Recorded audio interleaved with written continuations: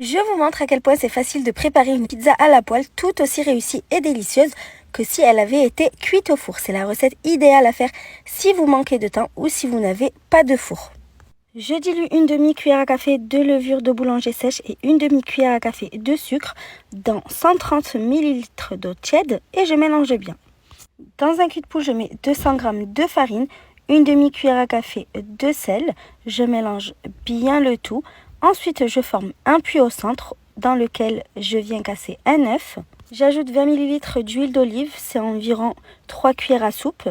Et j'ajoute pour terminer le mélange aux levures et sucre. Je mélange bien à la spatule jusqu'à pouvoir former une pâte. C'est une pâte très collante, donc c'est mieux d'éviter de la toucher à la main. Une fois qu'on a une consistance assez homogène, on recouvre d'un linge propre et on laisse reposer le temps de préparer la farce. Dans une poêle, je mets de l'huile d'olive à chauffer. J'ajoute un oignon émincé et un poivron vert coupé en fines lanières. Je hache ensuite 3 gousses d'ail. Je vous rappelle qu'il ne reste plus que 3 jours pour profiter de l'offre de 57 e-books contenant 1800 recettes variées de différents auteurs. Je vous mets le lien en commentaire pour vous les procurer. Faites vite, vous avez jusque dimanche le 13 novembre. Je remue pour bien imprégner les légumes d'huile d'olive.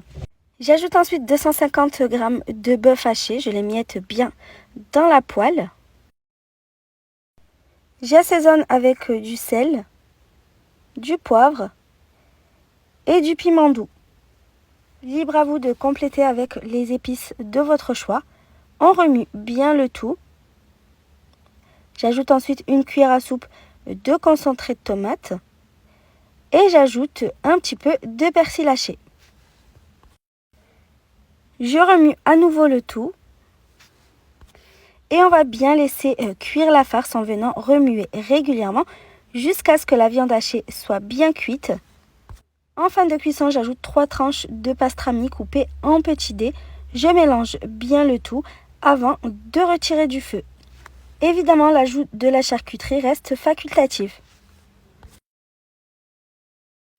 On récupère ensuite notre pâte à pizza, on la mélange à nouveau pour la détendre.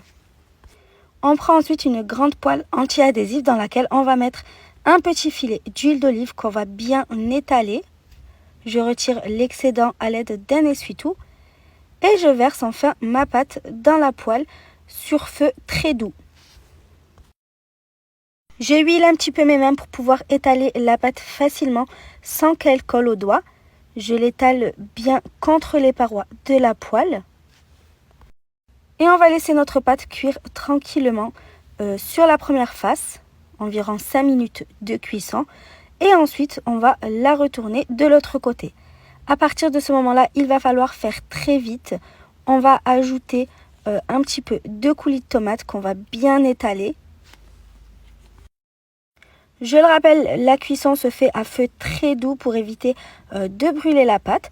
On ajoute ensuite la farce par-dessus le coulis de tomate. On l'étale bien uniformément. Je dispose quelques olives noires dénoyautées un petit peu partout. Et je râpe pour terminer un petit peu de fromage râpé. J'utilise de la mozzarella, mais vous pouvez utiliser le fromage de votre choix. Je répartis le fromage râpé uniformément. Je mets ensuite le couvercle et je laisse bien cuire et aussi le fromage fondre. Comptez jusqu'à 10 minutes de cuisson en surveillant bien. On va ensuite éteindre la poêle et laisser le couvercle pour que le fromage continue à fondre.